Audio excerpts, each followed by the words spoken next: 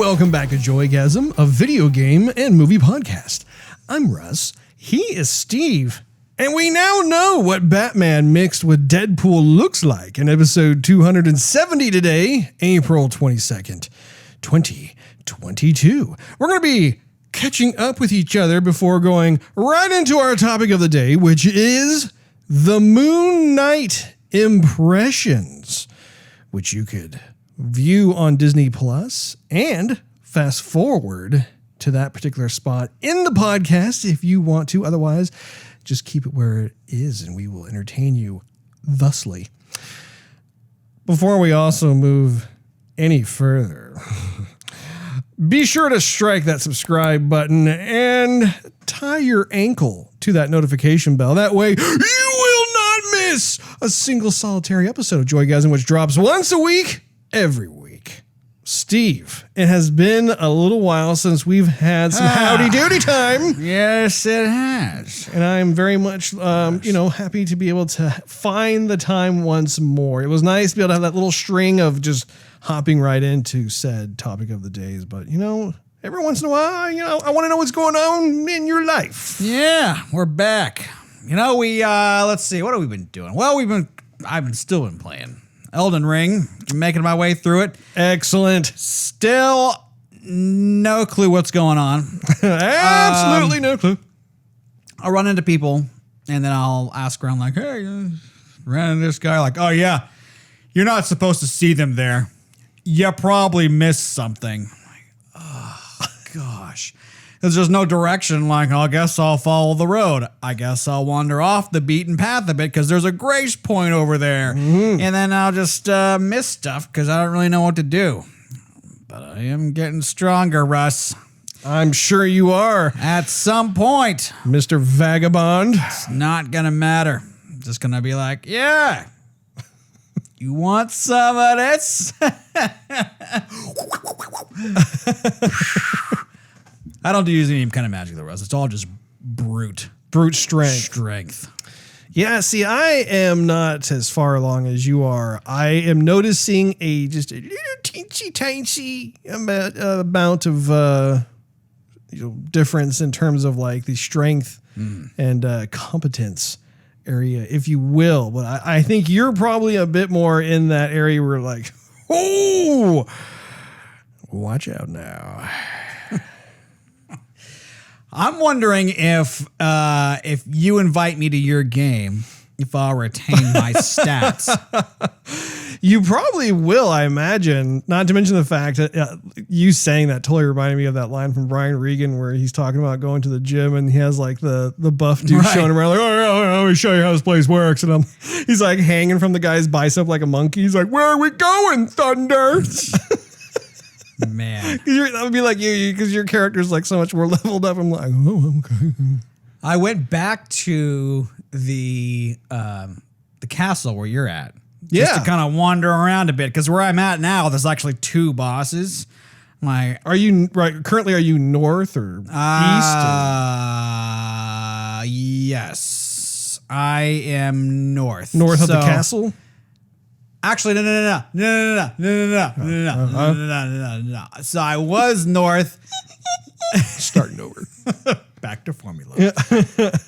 So now I'm in Caelid, which is the red area, but not, which I guess the last dude is there, but you don't have to fight him. But there's some like. The last dude's over there? I think he is. Oh. But you don't have to actually fight him. You can actually just kind of wander around that area because there's not everybody's like on this epically hard, tough, impossible level. Right. And so a little bit below that, there's a castle there that I'm exploring. And so far I can kill everything in it. So it's just kind of, but, you kind of like stake your neck around the corner like, okay, so, I'm surviving this far. Let's keep going. Yeah, right. I'm like, I got a couple of crimson tears left in here to hold me over. But I got to a boss area and there's two people. There is one who's a dude that looks like a lizard man lion kind of thing. And then there's like this crucible knight that's there also, which you don't want to piss that guy off. So these are both bosses. These are not like little friendly NPCs. No, yeah. They're in the same room. Same room. And then one comes at me first, and then within like no more than a minute, the other one comes at me too. So I'm like frantically trying to off the first guy, just like die. And I'm going, he's coming. It's like his little tag team buddy. Right. The guy's going like, I got a big sword and a shield, ready to die. It's like that classic like 80s style where like the wrestler that's on the outside of the ring, he's like putting his hand in there. Come on, Jack. And the guy's like, yeah. He's all charged up and like, no. That guy's got a lot of energy. He's like just sucking down Gatorades. Come on. Yeah. Oh boy. So his veins like bulging out the side, neck vein, you know. But I say that, but I went back to the Storm Castle where you're at, and there's this dude. You remember the dude who, when you're making your way and kind of right after the first boss, and then you get into the castle, and there's this kind of tall, lanky, hunched over guy. He's like, yeah, don't go through the gate. It's terrible. Don't go that way. You go around this other way, around the side. I don't know which guy is this? You haven't been there yet? Are you talking about the castle that where I was telling you I was at before? Yes. And this is a friendly? He's like an NPC, yes. So there was one NPC that I saw, like when I made it past the initial boss, who was kind of the gatekeeper of the castle. Yeah. And you go up to the castle gate, and the gate is closed. Right. You go to the left. And you hear some guy go like, psst, hey, over here. Yeah. Or whatever. I actually didn't engage him. Like I talked to him a little bit, but like he... Excuse me, I had like some sort of weird, like my throat just went and shut. Body work, please. Yeah, exactly. Like I am trying to speak. He was offering something like he could open up the gate or something, like the castle gate. I don't know if there was a deal he was willing to make or something. I don't know. Anyway, I got distracted because there was a side door in that same room. Like you keep going to the left, and then it's like the side of the castle, and like the wall is like partially busted in and stuff. And so I ended up just having fun frolicking and gallivanting around all these little like areas over there, because I was finding little enemies to fight and like little secrets to discover, and there was like a grace point over there too. And so I literally ended up going through the castle area from that direction, and then I ended up doubling back. I still have not gone through the entire castle. I think like I've gone through, I would say maybe like 85% of it. I feel like there's a certain pocket or portion that I haven't been to yet. Probably there is. Okay. So basically I go back there because there's a part of the map where there's the castle, and then like there's this big long stretchy part with like a circle. That's the part you haven't been to yet. And I always looked at it like, actually I just made it to that, but go ahead. So I'm like, I've never gone over there. I don't really know how to get there. I'm like, let me just see what happens. So I go up, and I go into the grace point where there's the second guy of that castle. Anyway, that NPC is there like just kicking a piece of like Godric flesh. Like, I don't know if it's a piece of his clothing or like maybe some part of him you chopped off or something, but he's sitting there. He's like, oh, you're so terrible to me. You're so terrible. Where was this? Basically where that battle takes place after everything's all said and done. Like he's there just by himself, just cursing at him. I'm like, oh, how you doing? So this is the same guy who I was describing to you, who said the whole like, psst, hey, come here. Yeah. Oh wow. Right. I had no idea. I thought that was interesting. So then you go back that way, and so the area that you go around, remember that troll was there and whatnot, that huge troll. Yes. And there's all those people with the crossbows that are pointing all that direction. Yeah, like they're pointing all at that one doorway that I found out the hard way. I'm like, oh. Yeah. And then they all start shooting at the same time, like, and they run back in. That's the way I went. So I thought, well, I'll just kill them all. Yeah. It's just common speech nowadays. Slaughter them. I mean, they do the same to me, so whatever. Anyway, so I off them all, and then that's where the bridge is, and you get something from that, Godric. And Is his name actually Godric, or does he have a different name? Because I think he was like actually referring to Godric. no, that's him. That is Godric the Grafted. Oh, Yes. because like, the sheer number of times I have died by his hand or hands, as it were. He always says like something like if you get him to his second phase, his one-liner is always like, "Did thou witness great Godric?" or something like that. Like it sounds like he's calling out to Godric saying, "Hey, did you just see what I just did?" Like, recognize. That's basically like what I interpreted. But no, you're saying his name is Godric the Grafter. Grafted. Yes. Anyhow, so I went back there, and there's just a couple of tall giant dudes kind of hanging around, and they were kind of easy to slaughter. And I'm like, hey, I'm just a micro machine compared to you guys, but you know what? Down you go. And so that's where I am. I'm about to Don't underestimate my toothpick. Yeah, I'm gonna enter in like that little cylinder area and apparently do something with something in my inventory that's gonna give me something else. And maybe it'll be cool. Maybe I could use it. I don't know. Anyway, so that's where I'm at. But I'm telling you, what you got to do is you got to leave, because you could just grace point out of there, get stronger, and then go back in and face him. You gotta level up a little bit. Right. Use some of those smithing stones to increase like your weapon level. So you're not only like increasing your level of strength, but you're increasing like the betterment of your weapon. Yes. Yes, indeed. That'll do you well. And your ashes of war, Russ. I'm telling you. Okay, so I will inform you of where I'm at in Elden Ring, since we're talking about it. I will have you know, I have some good news. Oh. I finally beat Godric the Grafted.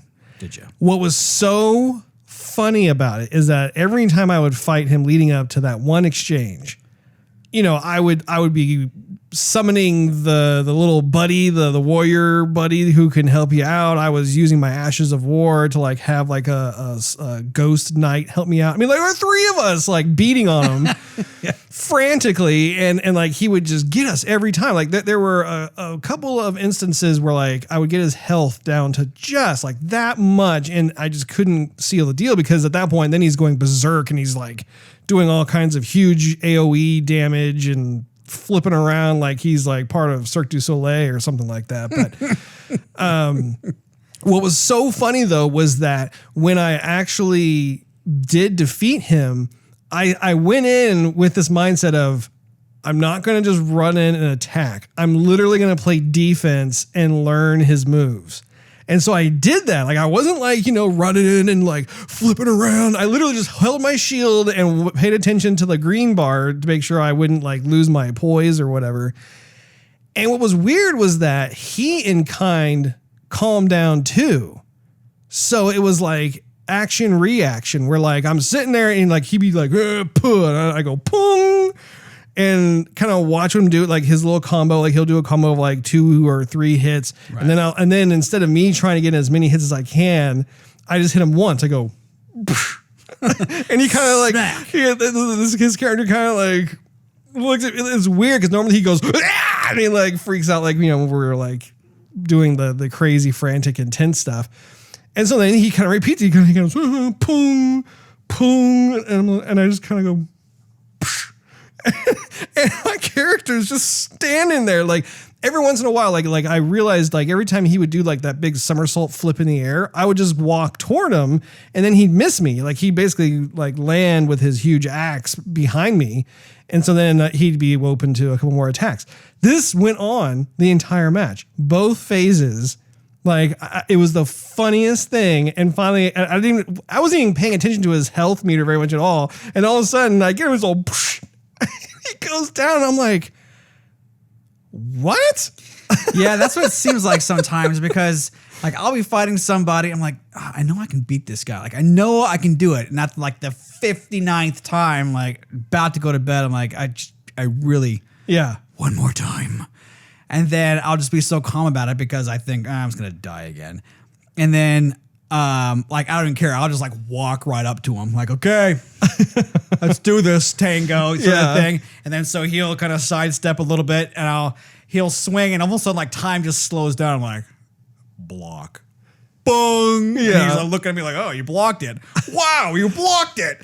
Sort of thing. I'm like, what's up? Let's do this. And so then he'll do something else. I'll somersault like at the exact time, and like just the sword goes right over me or something. I'm like, what's up? I'm like, I got this now.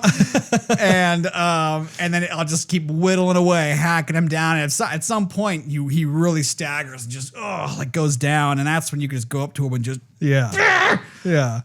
gives you a little satisfaction. Well, I'm very relieved and excited that I was able to take him down, which then opens up all of that northern area that I haven't been to yet. And then as well as actually kind of doubling back, going through, because I realized actually after I defeated that boss, I was kind of exploring the castle, and then I went back to that same room that has the psst, hey, over here guy. He was gone. He wasn't there anymore. And then I realized, oh, wow, like I can't open that main castle gate because he's no longer there. Like I never struck that deal with him. So I was thinking, am I going to be able to like reach all the parts of the castle? And I think after doing some additional searching and exploring, I think you can. It's not as much of a shortcut as it once was. It's like I have to kind of go kind of a big roundabout way, but then you find yourself back in the courtyard, and then you find like these other little rooms and stuff that you can check out. So that was really cool.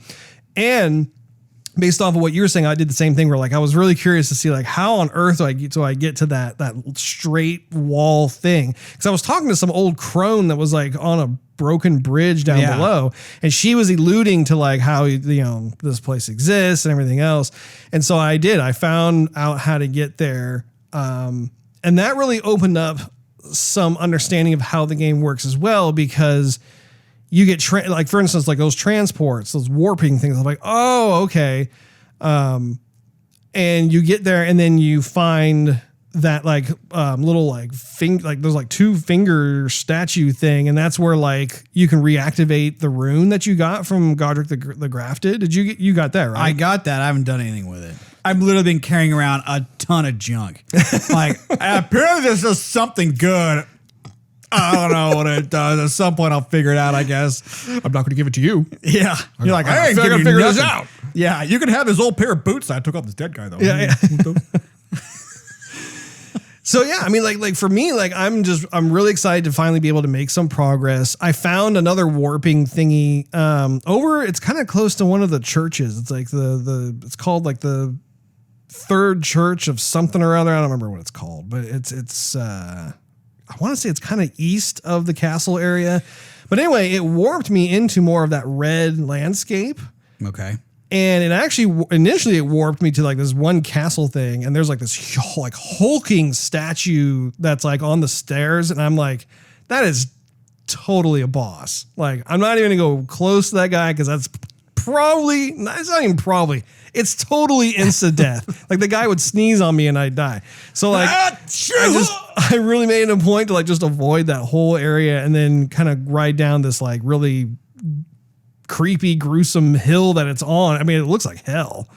But they have like these creepy dudes that are walking around with like these, they're all dressed in black, and they have even their weapons look gross and creepy looking, stuff like that. However, I discovered that actually that's a good farming area for runes, because those guys are not too hard to take down. Now, if they hit you, like at least where I'm at, like it's almost like one hit and I'm done. I'm like just dead. But luckily, if I stay on torrent, I just kind of like do the whole like smack them once and then round them around again and hit them again. They give me a little over 1,000 runes each. So I'm like, boom, and they're a whole lot easier than the giants. And so I'm able to amass like I'll hang out there for like, an hour or two, and I'll get like 20,000 runes. Yeah. So it ends up working out pretty nicely. So I've been going back to that spot, and just anytime I'm not in the mood to like fight a boss, whatever, I literally just want to level up or something, I just go there. And so that's been good. I've been finding some additional weapons that are better. I don't know. I'm finding that there's a bit more progress and flow to where I'm at in the game, which is great. It's encouraging and it definitely makes me want to keep playing. And the new areas that are north of the castle are gorgeous. Yeah, the fog goes away, sunlight comes out a bit, and you can see the stars. And yeah, definitely much prettier, much more welcoming, if you will. But anyway, was there anything else that was new with you, Steve? Because I didn't want to completely go into... We just watched a couple movies. We watched the latest Fast and Furious, which wasn't bad. I don't know. I at this point, I don't know. I kind of miss like the Fast and Furious 1, 2, and 3. Those are more like street racing, and everybody can identify like, you know, hey, I can put that on my Honda Civic, or I can get like my RX-7 or sort of thing. There was more of like a following. Now it's just like... what can we blow up? Or something. That's I don't know. It's still entertaining. Which one is it? Like Fast and Furious 10? It's 9 is the latest one. Okay. So we'll see. I don't know. I kind of like the older ones, I guess. I don't know. But and then I forgot if I mentioned, but I know I mentioned it to you. I just didn't know if I mentioned it to you. That we watched the movie Chef, which was absolutely fantastic. It's a great movie. That's a wonderful movie. Mm-hmm. I was delighted. Yeah. It's a good movie. I think I'm going to tweet Johnny Favs. You should. And just tell him, hey, you made my night. Great job in the movie. It's the kind of movie that you could put on many, many, many times and not even like fully pay attention to. It's not like you have to have your like undivided attention. You could like be doing something. You could be cooking in the kitchen, some sort of scrumptious meal, and have that on the TV as well as like your little companion. Yeah. I just think it's a great alternative to a lot of what you see out there. And I think a lot of times in the movie, I thought, you know, everything's going well. Something's going to happen that's going to be bad. Something's going to suck in a minute, you know? And then maybe it does, maybe it doesn't, but it definitely doesn't take the huge dip that I think it's going to. And so it's a feel-good movie.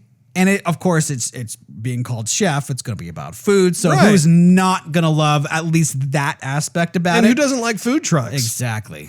Anyway, so we want to watch it again. And apparently there's a show on Netflix of the same kind of deal with Jon Favreau. Oh, cool. He has, it's the same idea, but he's like fixing food for other people, like the cast of the Avengers and whatnot. So nice. When we pick Netflix up again, we'll have to see that one.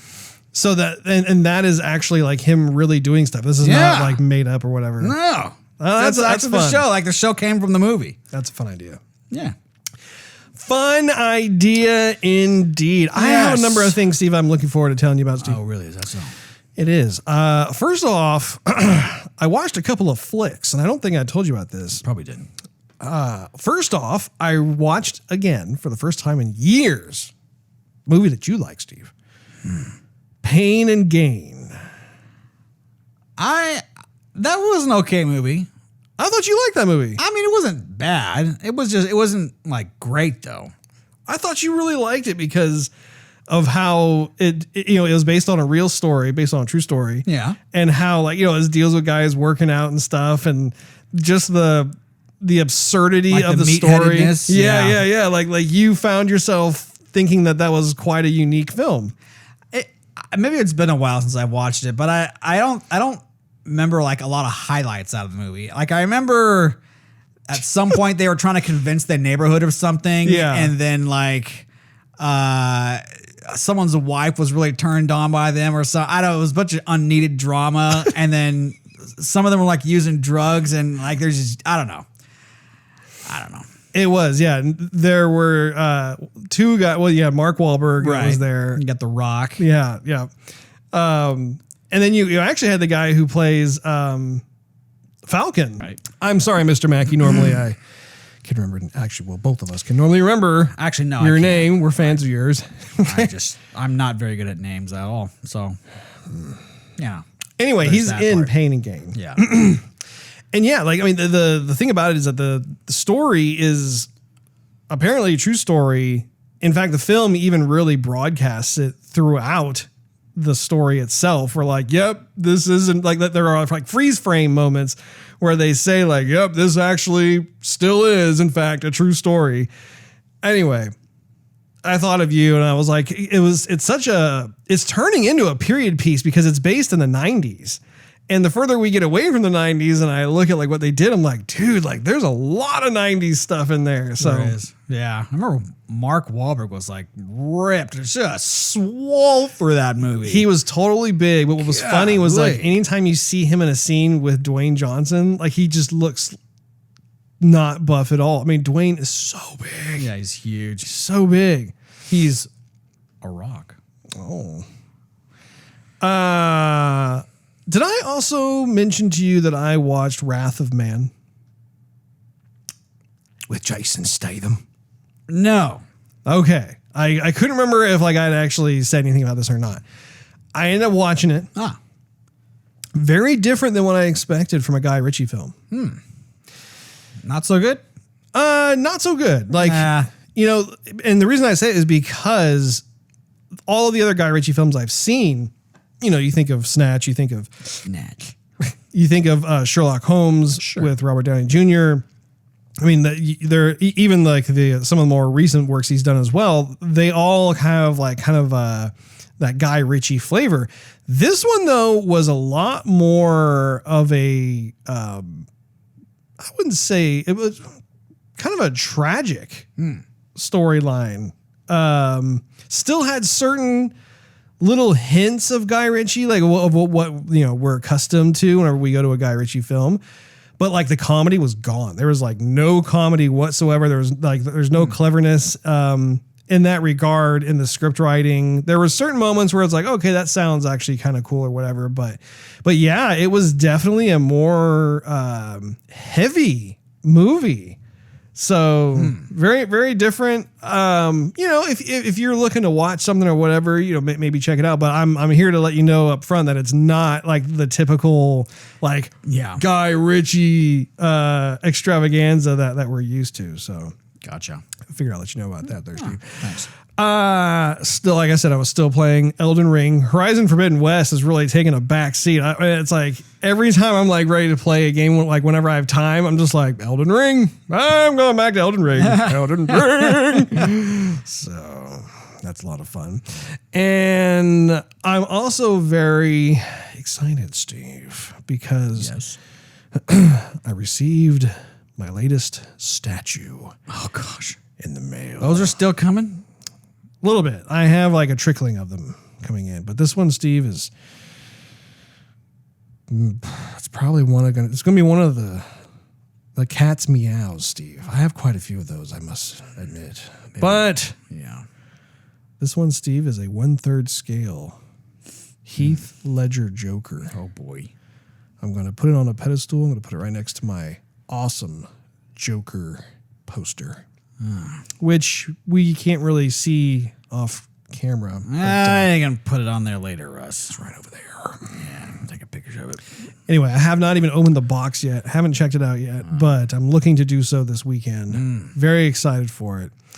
The head, just so you know, because I know you're not too up on this stuff. The head I'm all about is made from medical grade silicone, Steve. The hair is actual hair. It's not sculpted. It's real hair. The eyes are glass. They're glass eyes. Not real eyes, Russ. Remember like some of the J&D stuff that we have covered on the show where we watch some videos and like you see them putting like the glass eye into the head. There's one. Same company. And they did it with Heath Ledger. So I'm very much, I'm hoping that it looks as good as what I have seen online, Steve. So I thought I'd let you know about that as well. Sweet, Russ. Indeed, Steve. Indeed.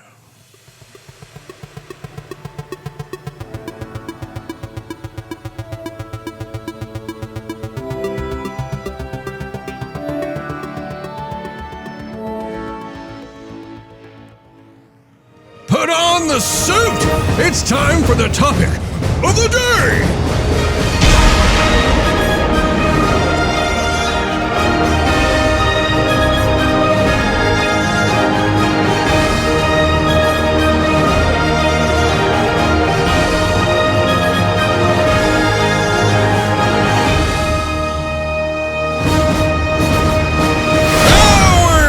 topic of the day is the Moon Knight impressions from Disney Plus. This is a show that was released about a month ago and has since released 4 episodes.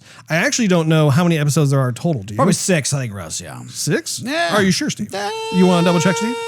Can Google it. Don't want to lead the folks wrong, do we? Yeah. While he's looking that up, though, Looking that up for you. this is a particular show that continues on within the MCU as it applies to Disney Plus. And so, as we continue to move forward, I mean, we've had other shows in the past, such as 6 episodes. 6 episodes. We only have 2 episodes to go. My goodness, okay. You've T-boned my thought process, but that's okay, Steve. That's what I do best, Russ. They need to go to 8, Steve. They do, Russ. 8. I concur, Doctor. I want 8. What happened? See, what's been kind of a theme with these Disney shows is they'll say Reoccurring theme. Sure, Russ, is the lack of episodes where they'll tease you every single episode. Ooh, it's gonna get good. Yeah. Ooh, it's gonna get good. And now we're like on like episode 4. And I'm like, okay, we're more than halfway done, and we're not close to wrapping this up. But all these other shows, like they'll end it, and you're like, that's it. Like there should have been at least 2 more episodes after that, Indeed. or 3 or 4. And so it's almost like they are purposefully doling it out just to be like, yeah, we have content on Disney Plus. Keep coming back, more Marvel. But they don't fill it with what we want, really. They just, I don't know.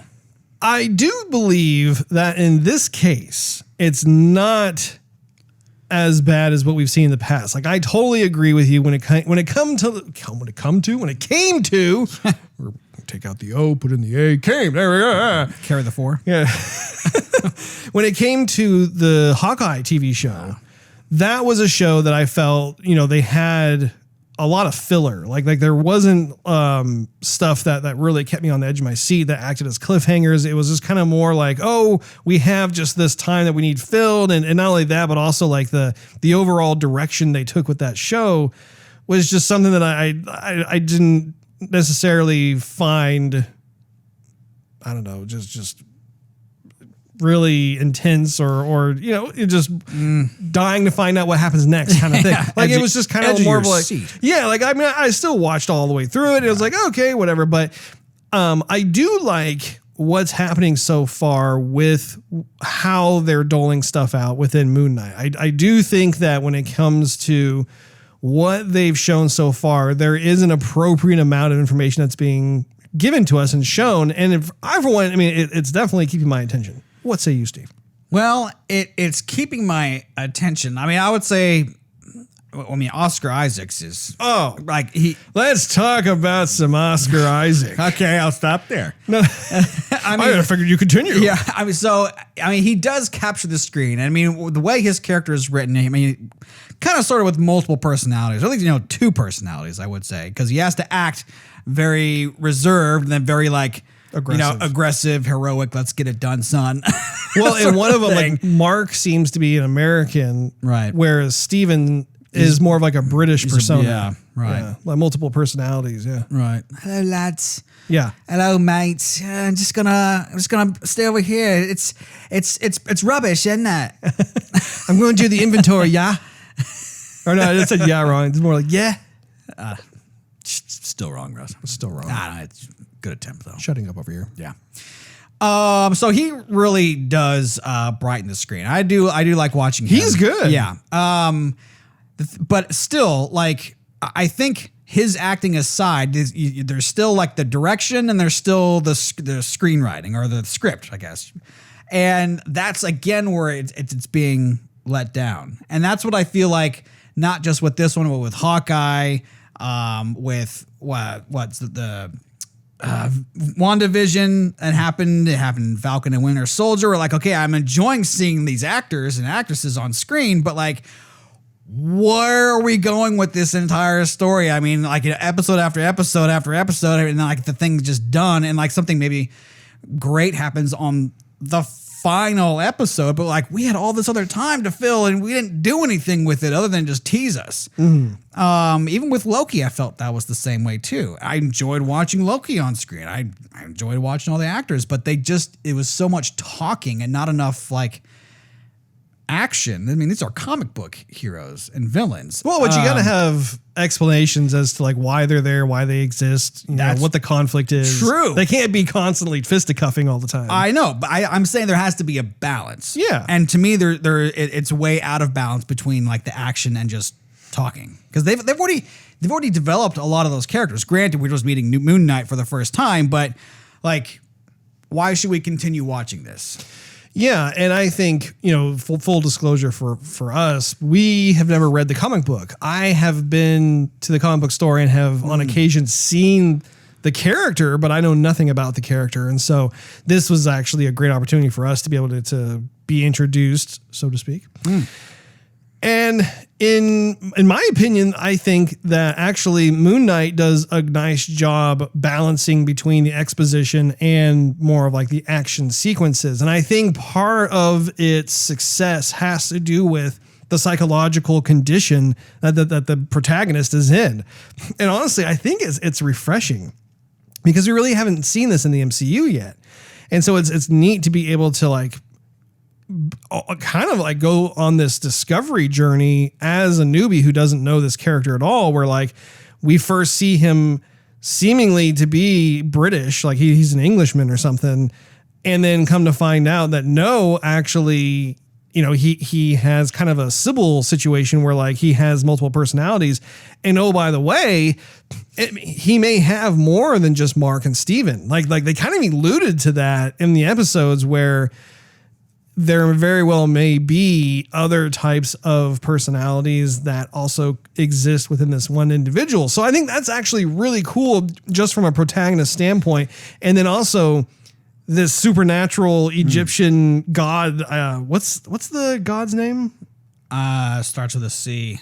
I'm still trying to get my bearings on all this. And unfortunately, I'm not a pro at Kahuna Matata. I know like Anubis. my Egyptian knowledge is very, very limited. That's one of them. There you go. So anyway, that part is something I also find interesting too, is the dynamic relationship that he has with this Egyptian god. Clearly they have struck a deal. It sounds like Marc/Steven has, kind of gotten the raw end of this deal. Like he's doing it because he kind of has to, and he's hoping that this entity will honor his side of the deal. That's kind of like, well, we made a deal. This is, after I do this, after I help you, and then you're supposed to let me go. And then we're also introduced into the notion that he's not the only one who acts as an avatar on this Egyptian god's behalf, that actually you have several other people that do the same exact thing for other types of Egyptian gods. So as it goes, that to me is fun because once again, it's kind of like you're on this journey and you're discovering all these different things. They don't just kind of let you know all this stuff up front in the first episode. Like you go through and you find them out. And I don't think that that's filler. I think that actually holds value moving forward, because then there's more of an appreciation for what this character is about. Yeah, I think this show does it better than other Marvel Disney Plus shows. But I can't let it go. Like there's only 2 episodes left and I have a lot of questions. And so they're either going to like whip out a list and go, okay, here's all the untied knots. We're just going to rattle them down just so you know. And then like something great's going to happen in the 6th episode. Or they have season 2. Right. But I mean, like season 1 should be like the bait to have us bite and want to continue. You're not gnawing on it, Steve? Not as much as I would like to, Russ. You're not chewing on it, Steve? No, I'm not chewing on it. I may have nibbled in it, maybe give it a little bit of tongue. You're not coming back for seconds, I haven't Steve? come down for seconds yet, Russ. I haven't fully bat down.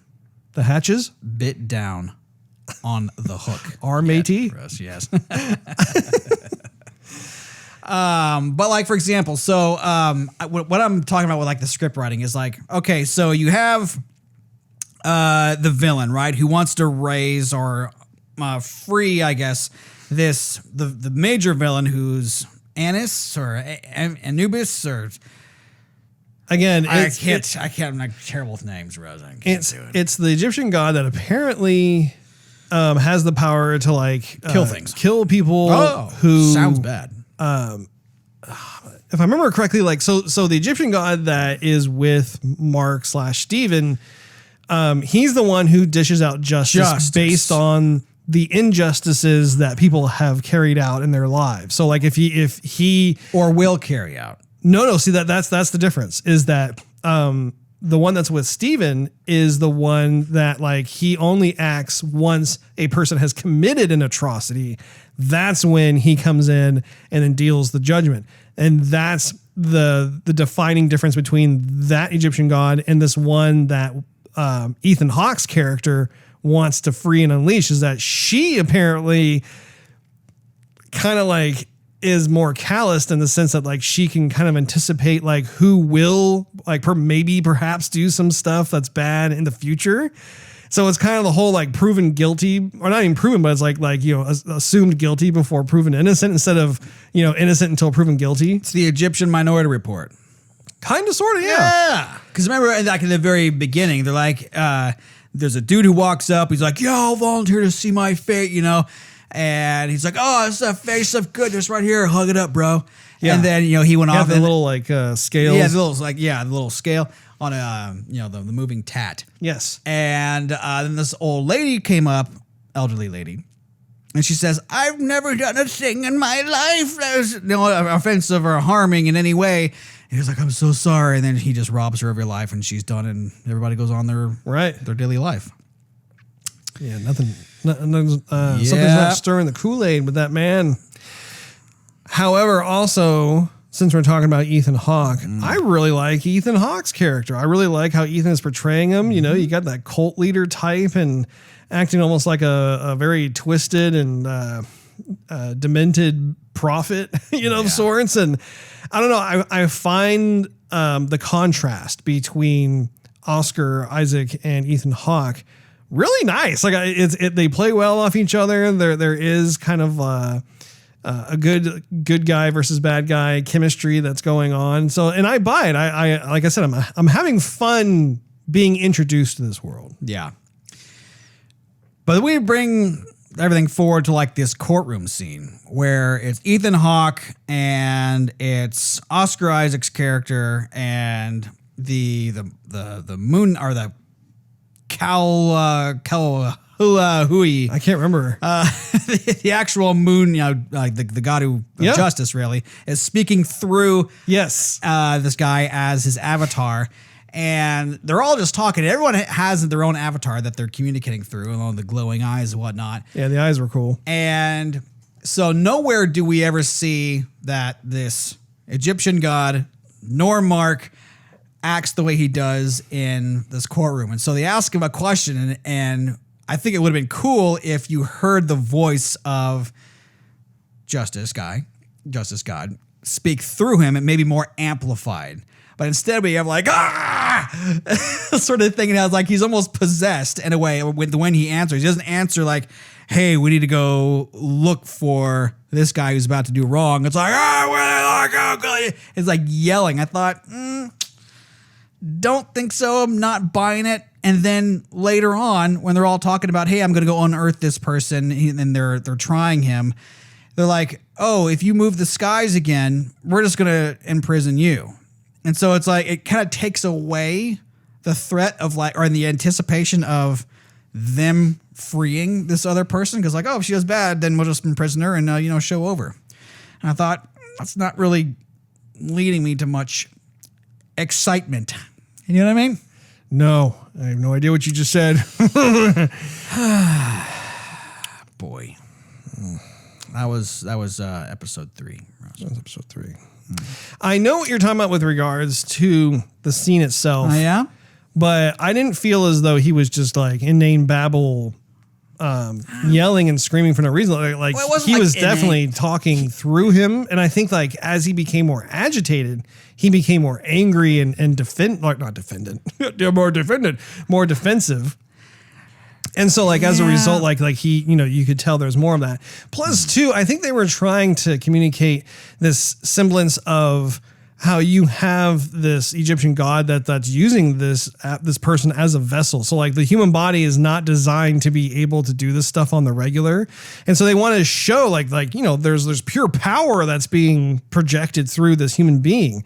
So I mean, to me, like that was fine. Honestly, I was a little bummed that we couldn't see some of the other Egyptian gods, which I'm hoping if this show continues and there's multiple seasons, I want to see all the others because, like, not to digress too far off this, but like the special effects in this show are legit. I feel like I think they're really well done. Anytime that he turns into Moon Knight, or even like the Khonshu is his name. Khonshu. Jeez. The jackal dogs that we saw in the show too. I mean, like they look terrific. Like they look like they were really there, and I mean, it would rip you to shreds. And so like that makes me excited. It's like, okay, if this show does well, and as they continue to do more, I would love to see like more of this stuff. Like what other kinds of Egyptian gods can they create in their own kind of art directive style? Do you know the voice of Khonshu? I don't. I don't know his name, but I know who the actor is. Man, who's asked you? It is, so have you ever seen the movie Scarface? Russ. Long ago, yes. Okay, so do you remember the guy who gets hung from the helicopter? No. Oh, gosh. So you remember, okay, so literally like the only people I know from that movie are Al Pacino, and Michelle Pfeiffer. And actually there was a guy, the guy early on in the movie who was like Al Pacino's boss. The guy kind of talks like this. Yeah, hey, we got some jobs for you guys. Yeah, that guy. Yeah, he was in Independence Day. I kind of forgot. Yeah, he was that military guy. He was the general. Yeah. So the guy I'm referring to was like his right-hand man. Okay. It's like, remember Al Pacino was like washing dishes with his buddy there in that little small rinky-dink, Cuban restaurant. And then they're like, hey, we got to go bigger, man. We got to. And then so they meet with these dudes in the car and doing like some Coke. The first guy they talk to, popping some Coca-Cola. Yeah. Yeah, I was just, hey, smell my finger. That guy in the car is the guy who is voicing Khonshu. Really? Have you seen Amadeus, Russ? I don't think I have. Russ? I don't believe I have. So Amadeus is the movie about Mozart. And the same actor plays kind of Mozart's rival, Salieri. Really? Yes. Well, that was much older movie, still fantastic movie. I'll let you borrow it. I have it, Russ. But anyhow, gentleman's older now, and I'm sure they really just kind of amplified his voice a little bit, maybe shoved that microphone right up in his throat. But, so I'm looking him up on IMDb as you're talking. His name is F. Murray Abraham. Uh-huh. I would have never have known. Yeah. But now you know. There you go. That's it, Russ. Shooting star, the more you know. The more you know. Continue, Steve. Sorry. Anyhow, so that was what. Yeah, back to reality here. And then we have episode 4. Thank you, Slim Shady. Oh gosh, I'm going to start to think some lyrics for you. I'll hold off. Anyhow, yeah, we have episode 4 where Ethan Hawke's character was named Harrow. I can't. Horrible names. Wait, who? What? No. Ethan Hawke's character is the villain. Oh, starts with an H. Were you just on IMDb? I think I closed it. Oh boy. No, don't you worry. Bring it back up here in a jiffy. So Arthur Harrow. Harrow. See, I was close. You are, Steve. That's one of the things I'm always impressed about. Mind like a steel trap, that boy. By the way, you ended up finishing all the show, right? I mean, because your power was going out and stuff. You finished the show. I am so glad that you actually brought that up because I totally forgot. I was going to tell you that. So I'm watching the show the night that we had. Like, did your power go out too? It didn't. No.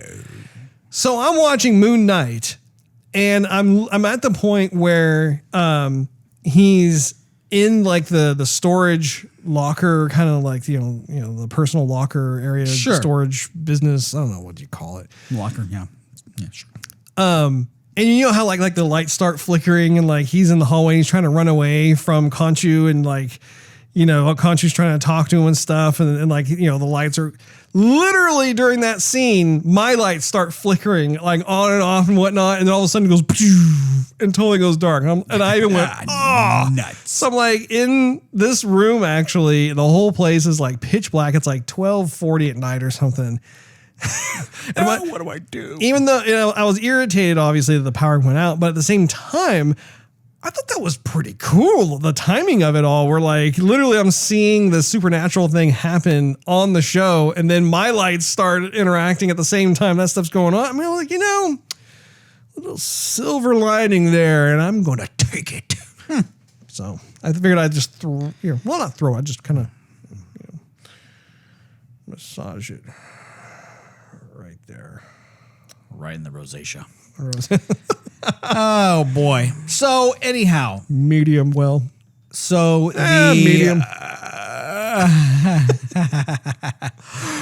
The fourth episode, Harrow, right? Arthur Harrow, yes. Harrow is getting, playing with the mind of Layla. Yes. You got me on my knees, Layla. Begging, darling, please. That's the way. That's Eric Clapton right there. It was kind of weird that the character's name is Layla because our cat's name is Layla. Eric Clapton wrote a song for your cat. Which is also interesting because this is a kind of a Egyptian theme, and Egyptians really have a thing for cats. They dug the cats. They dug the feline. They do indeed. So anyway, really trying to get this thought out, right? Is it a greased up pig yet, Steve? Boy, I'm gonna lose it here, Robin. Gotta hang on to it. So Harrow is playing with the mind of Layla. He's like, oh, you know, this, that, and the other happened. You know, Marc basically killed your dad. He's a bad person. You should leave him. Stop following me around. Don't get in my way. And so this is where the writing is like kind of just sloppy, where she goes like, they know they're in peril. They know that once this person, Harrow, frees whatever this Egyptian god, like it's going to unearth hell on, you know, it's going to be terrible. Yeah. And so she decides, okay, this is the time I'm going to make some drama. And so she like stops him in his tracks. He's going, we got to go. We got what we were looking for. We'll talk later. I promise.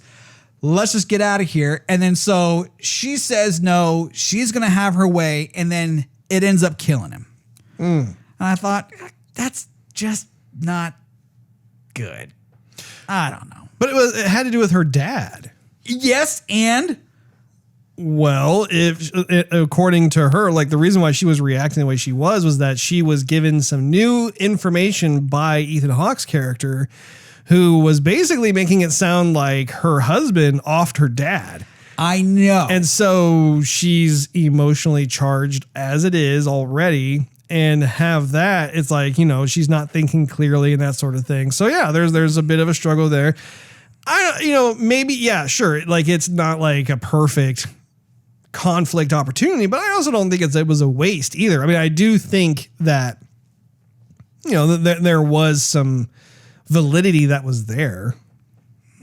I just thought it could have been done a lot better. Well, you can direct the season 2, Steve. I will. I'm sending in my resume. I never directed anything in my life. You and all your Egyptian expert Don't know knowledge. How to make a movie, but by golly, Disney, you're getting my resume. My resume. Hey. Indeed.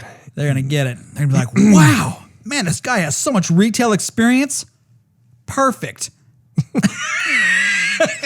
I do think that it's really refreshing, though, that we now have kind of more of a Middle Eastern hero within the MCU, because I was thinking to myself, like, okay, we've been introduced to a fair amount of heroes, some of which I've never read the comic books of. I've only watched the movies, but as a result, I've become a really big fan of these various characters. I'm sure you have, Russ. And this one in particular is really cool. Like for me personally, I've always had a curiosity regarding kind of more of like that Egyptian supernatural storytelling, hieroglyphics, just everything about that is really, really cool. And so for them to be able to actually utilize that and create a character like this, I'm finding that it's not a throwaway character by any stretch. Like, actually, I find a lot of intrigue within this particular character. Sure, Russ. What do you think, Steve? I'll branch off that. Here's what I would like to see. You're going to twig off that, Steve? No. Break it off a little bit. I don't think I think I don't know. What are you thinking, Steve? I would like them. I think they're leaning too much on Marc because Marc is the more of the aggressor than they are Steven. Are they though? Number one, Steven's got a better name. And something tells me he's biased. And number two, the guy has a bunch of knowledge, and I would be interested to know what's going on in his noodle about all this Egyptian stuff that he's been studying. And it would be even cooler if it was all true and not like fictionalized, because you would learn something at the same time. You remember? Gosh. Oh wait, you're talking about Steven, not Marc. Yes. Okay. The thing about Steven is that Steven doesn't have survival skills. I know. So you got to have Marky Mark and the Funky Bunch come out every now and then. I know he's got to come out, but I would like to see them end up like depending on Steven in certain situations. They do, but it's very minute. They're like, okay, yeah, we got to bring him out. Okay, you get the body now. Okay, you're in the body. Figure this out, and he like just does something like with the star map really quick, and that was it. And then their depiction of him is like, oh guys, we shouldn't fight. Let's all get along. No, of course there's killing going on, but we're not going to defend ourselves. We're not going to, I had no idea he sounded like John Lennon from the Beatles. We're parts of a submarine, man. Hey, it's a song somewhere. I've heard it once before. Your voice sounds so melodic. Well, I think it's important to once again realize and recognize the fact that this is in fact one person. It's just that from a psychological standpoint, he's messed up. He's had to manifest and create these alternate personalities. It's not, and the thing is like, it's not like there's some kind of weird, like, interdimensional thing, like, oh, the characters get warped out of sure, yeah, the multiverse or whatever. It has nothing to do with that. It's literally like a psychosis. Right. Like the guy is able to have basically certain events trigger various personalities to be the dominant personality for a certain amount of time, and then whether that personality relinquishes its control over the person, or if there is something else that occurs, it could be anything. Like a song could trigger like a certain personality to come forward for a limited amount of time, or a smell or whatever. And so, and they haven't necessarily gone too far into that space yet. And I don't know if they will or not, but two more episodes.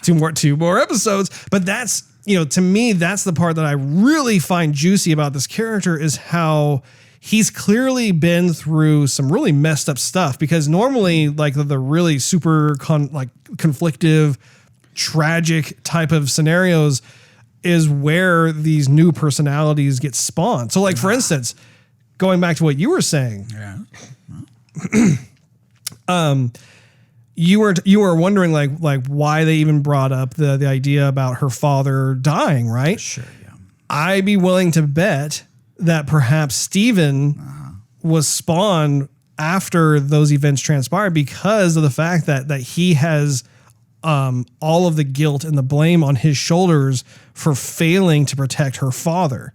And so, instead of being kind of the action hero survivor type that Marc is, he then creates and manifests this other character, Steven, who's this mild-mannered, doesn't want to cause any trouble or whatever, and he works at the museum and the gift shop. And the thing is like, this isn't even from a storytelling perspective. This is actually true in real life, where like you can have a person with multiple personalities, and some of those personalities will actually have knowledge on particular topics. Right. Which, that is insane to think about, how like it's the same person, but like depending on which personality is currently enabled, it's like they may or may not know whatever it is. So I think it's cool in this regard where like Steven will come out. He obviously has spent an awful lot of time with all of like the Egyptian lore and so forth. Sure. Well, that doesn't explain why he puts glass in his shoes and walks around and lays down. That was not Marc. Either way. Doesn't explain with Steven. It wasn't Steven. Oh, who was it? That was Ethan Hawke's character. Was it Ethan Hawke's character? Yeah, at the beginning, if you recall, there's like a top-down shot of a table, and you see Ethan's arms, and you see the tattoo, and he's got the bracers and stuff on his wrists, and then like he takes the cup and he drinks it, and everything else. Cracks it. Also, when you watch him walk, those are the same sandals that he's wearing throughout the. That's right. That's true. Glad I asked you that, Russ. Yeah. But it also doesn't explain, Russ, that when Steven and Marc flip-flop back and forth, how he wakes up in different areas or like, for example, like in the beginning where he's driving and then he flips out and then like he's driving backwards, like what happened? Or like, when he was up or when Marc was up on the roof and slices and dices those guys, and then all of a sudden now he's on the street, not more on the roof, and so he's in a totally different place. Those thieves like eventually make their way down through the stairways and through the front door, and then he gets out of a taxi. Steven gets out of a taxi. He's like, "Hey guys," they're like, "What are you doing? Leave us alone. We've given you everything." Like it's like how if it's just him like doing his different personalities, how come he is in two like different areas, and why does he have to, and why is he strapping himself to the bed? So I have two thoughts on that. One, the first thought is with regards to the warping. I have a feeling that it's a combination of Khonshu's like intervening, like he's causing him to like, he's basically like dispatching of certain foes, because once again, Marc/Steven is his avatar. So therefore there is value placed on that person, how like he doesn't want to have to go find another avatar. So when he's about to be offed or killed or whatever, I think Khonshu steps in and saves him. At the same time, I also think part of that combination is his personalities wrestling for control, where like sometimes Steven will be there and then all of a sudden like he'll do that crazy warp thing. And either Steven will still be there or Marc is suddenly in control. So I think there's kind of a combination of going on. And it speaks to the chaos that Ethan Hawke's character was talking about when he tested out Steven. And he says, there's like, are you good or are you bad? And he's like, no, there's just pure chaos, which again, it's really well thought out because once again, he has multiple personalities. So how do you judge a person based off of all these different legit personalities that exist within him? Really, really cool stuff. The other thing I was going to say, I forgot. Okay. What was the other thing you were saying, Steve? Said a whole lot, Russ. No, the most recent thing you said. About him being in a different time and space and him having to strap himself to the bed. Yes, the strap. Something about strapping something else, Russ. Strap on the ankle. Yeah, strap it. So I have a guess. The guess I have is due to the fact that he does in fact have multiple personalities, but also too, it makes me wonder if he has night terrors, because clearly he doesn't have normal sleeping patterns. And how like that one time where we discovered that he had fallen asleep on like Thursday and didn't wake up till Sunday or something. I mean, he slept for like 3 days. Yeah. Now, the question I have, okay, was it only Steven who was asleep as a personality for 3 days while Marc was in control and he just wasn't aware? Or did he actually fall asleep and Khonshu was like messing with him and using him for his purposes and everything else? No idea. But until Steven, and again, like we're led to believe that Marc has been as Steven for quite some time. Like Marc, is able to take control in little spurts here and there. But it's not until like the season really gets going that then Marc starts to hang out for longer periods of time, which leads me to believe that I think Steven probably does that because in his mind, he's thinking he's having like night terrors, or he thinks he's sleepwalking. He'll find himself in different parts of his room or whatever. And so he does that to try and prevent that from happening. So he stays in bed. That's my guess. I could totally be wrong, but that's how I interpreted it. That's fascinating, Russ. Indeed. Really, really cool. Did you have any other impressions about the show thus far, Steve? No, Russ. Next episode is supposed to come out next week, Wednesday. It is. Yeah. Absolutely. You're going to watch it? I'll watch it. Yeah. Anything else, Steve? Nah, Russ, I think we talked about this long enough. I think in the interest of time, might as well just finish it up early, you know? Mr. Polo Man over here. Oh, crochet. Nor cricket. That's more like it, rather. Guy's riding a horse. He's using a miniature golf Swinging club. Yeah. I am looking forward to seeing how this wraps up. Oh, yeah. Do you have any finishing thoughts there, Russ? Thank you for asking, Steve. Yes, I do indeed. Go ahead. I do wish that this was 8 episodes long. This has been an ongoing thing where again, I don't know if it's like a budgeting issue that Disney has, or like I don't know. I do not understand why we constantly stick to the 6 episode paradigm. It's just bizarre. Get off me. Having said that, though, I've been enjoying the show. I think it's been fun so far. Man, I don't know how they're going to be able to wrap this up within 2 episodes. Yeah. But definitely want to see what else is in store. Like what's going to happen after season 1? Are we going to have a season 2? Is Oscar Isaac going to appear in some MCU movies? That'd be kind of cool. Like, I think that's one of the questions I have too moving forward is like, obviously we would love to see Oscar assume more of a theatrical role with this character long term. How do we introduce this character? How will the MCU be introduced to this character, and what kind of purpose behind that introduction will be present to make sense? And again, I don't know. I have no idea. I have not read the comic book and whatever else, but I think he's a cool character. I think the hero itself is unique. Yeah. I think it's a nice addition. I feel lucky to have been, subjected, so to speak. Interesting, Russ. That wraps up this episode of Joygasm. Thank you so much for hanging out with us. If you enjoyed this episode, we invite you to check out patreon.com/Joygasm, where you can enjoy exclusive perks and early access to the show. Not to mention, it financially helps us continue doing Joygasm. Also, why don't you wrap some gauze around that subscribe button? Point a scarab at that notification bell. That way you will not miss a single episode of Joygasm, which drops once a week, every week. And while you're at it, you can do a search on your favorite social media platform of choice. Just do a search for @JoygasmTV.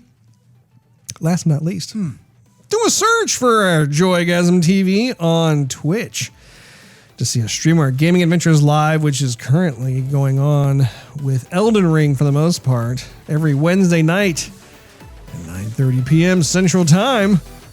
We have had a blasty blast hanging out with you all, and we will see you again next week.